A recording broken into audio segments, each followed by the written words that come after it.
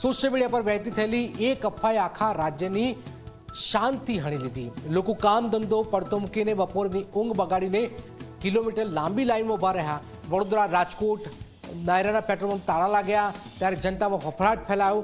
એવું ફેલાયો કે ટાંકી ફૂલ કરવા માટે પડાપડી થઈ। સરકાર બે હાથ જોડીને વિનંતી કરી રહી છે કે ગભરાશો નહીં, સ્ટોક પૂરતો છે।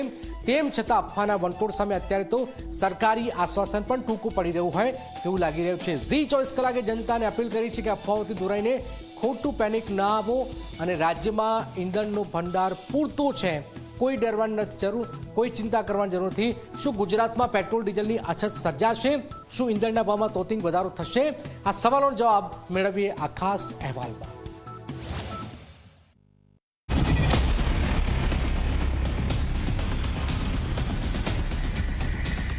અદ્રશ્યો છે ગુજરાતના મોટા શહેરોના પેટ્રોલ પંપના, જ્યાં અચાનક વાહન ચાલકોના ટોળે ટોળા ઉમટી પડ્યા છે। જોતજોતામાં પંપની અંદર તો ઠીક, બહાર રસ્તાઓ પર પણ વાહનોના ખડકલા લાગવા લાગ્યા। વાત વાયુ વેગે ફેલાઈ કે પેટ્રોલ ડીઝલ ખૂટી પડવાના છે અને ભાવ આસમાને પહોંચવાના છે। આ એક જ વાતથી લોકોમાં ફાળ પડી અને પોતાના વાહનોની ટાંકીઓ ફૂલ કરવા માટે પડાપડી શરૂ થઈ ગઈ। હવે આ દ્રશ્યો જુઓ। અમદાવાદની હાલત તો વધુ કફોડી છે। શહેરના અનેક પંપ પર બપોર પછી લોકોની ભીડ એટલી બધી વધી ગઈ કે ટ્રાફિક જામની સ્થિતિ સર્જાઈ। અમુક પંપ પર જથ્થો ખૂટી પડ્યો હોવાના સમાચાર મળતા જ લોકો કામ ધંધો પડતો મૂકીને લાઈનમાં ઊભા રહી ગયા। સાંભળો શું કહી રહ્યા છે આ પરેશાન વાહન ચાલકો।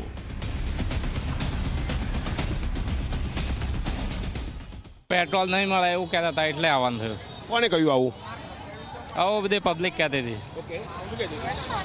હા કે પેટ્રોલ નહીં મળે પછી એમ। મને નથી ખબર, પેટ્રોલ પુરાવાનું છે એટલું ખબર છે। પેટ્રોલ પૂરા મળી જાય તો સારું। ગઈકાલે ના આવ્યા, સવારે અત્યારે કેમ અચાનક? એ ખબર મળી છે કશું કે પેટ્રોલ નથી કે ઓછું છે એટલે। અત્યારે જે કટોકટી ચાલી રહી છે યુદ્ધની, એની ઉપર મોદી સાહેબે આજે જે સ્ટેટમેન્ટ આપ્યું કે થોડા પ્રોબ્લેમ્સ થશે એમ, because of due to this point આ પ્રોબ્લેમ થઈ રહ્યો છે। મીન્સ કે સેફટી પૂરતું કરી રાખવું સારું સ્ટોરેજ। શા માટે આવવાનું થયું અહીંયા? પેટ્રોલ ભરાવવા માટે। પેટ્રોલ તો રોજ સામાન્ય દિવસમાં ચાલતું જ હોય, આજે કેમ? આજે એટલે અચાનક જ ફોન ને કોલ્સ આવવા લાગે છે કે પેટ્રોલની ખતમ થઈ જશે એટલે તમે ભરાવી લો, અને જરૂરિયાત છે એટલે પછી શું કરે માણસ। બધા કહે છે કે આફ્ટર 10 o'clock નથી મળવાનું, તો પછી બધા કહે છે કે નથી મળવાનું। કોઈ ચોક્કસ માહિતી ખરી શું થયું છે એવું? ના, એક્ઝેક્ટલી નથી આઈડિયા। અમદાવાદના પોશ ગણાતા પ્રહલાદનગર વિસ્તારના દ્રશ્યો હચમચાવી દે તેવા છે। અહીંયા આવેલા શેલ પેટ્રોલ પંપની બહાર અંદાજે 1 કિલોમીટર સુધી 4 વ્હીલર કારની લાંબી કતાર લાગી ગઈ હતી। લોકો ગમે તે ભોગે ગમે તેટલી રાહ જોઈને પણ પોતાના વાહનમાં ઈંધણ ભરાવવા માટે મરણિયા થયા હતા। મોંઘા ભાવનું પેટ્રોલ હોવા છતાં લોકોમાં સુરક્ષાની ભાવના કરતા અછતનો ડર વધુ જોવા મળ્યો। સર, ડરમાં પેટ્રોલ મળશે નહીં મળે એના યુદ્ધના ડરમાંથી બહાર આવવા કે પછી નહીં ચાલુ રહે તો શું? સરકારને શું કહેશો?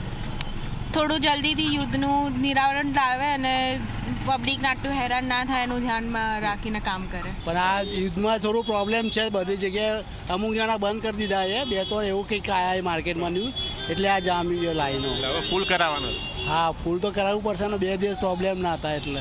હવે એ તો શું કહે, આ બધા પુરાવા તો આપણે કરવી છે ચાલુ, કારણ કે અમારે બહુ આઘસી આવવાનું હોય એટલે પુરાવાનું ચાલુ કરવી છે। અરે પેટ્રોલ જ ખાલી થઈ ગયું ને, એટલે ભલે પૂરા ભીડ કેવી અહીંયા? પણ પેટ્રોલ પંપોમાં પતી ગયું છે? પતી ગયું। જુવાપુરા જઈને બધી ગાડીઓ બંધ છે। જુવાપુરામાં બંધ? હા, ગાડી ના જ પાડી છે જ નહીં, ભીડ બહુ લાગી રહી છે।